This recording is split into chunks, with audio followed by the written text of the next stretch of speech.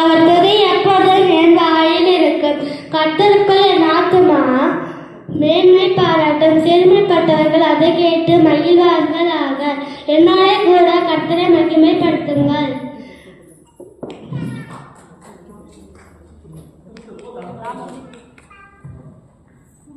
தன் பாவங்களை அறிக்கை செய்துவிட்டு விடுகிறவனும் இருக்கும் பெறுவான். நீதிமொழிகள் 28:13. உப்பானது சாரமற்று போனால் எதினால் சாரமாக்கப்படும். வெளியில் கொட்டப்படுவதற்கும் மனுஷனால் மிதிக்கப்படுவதற்கும் அன்றே வேறொன்றிற்கும் உதவாது. ஆமென். ஆவியில் எளிமை உள்ளவர்கள் பாக்கியவான்கள், பரலோக ராஜ்யம் அவர்களுடையது. மத்தேயு 5:3. இடுக்கமுள்ளவர்கள் பாக்கியமானவர்கள். ஆமென். He is not here, for he is risen.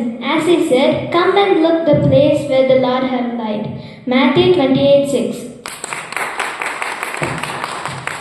பிதாவே, இவர்களை மன்னியும். மத்தேயு 24:32.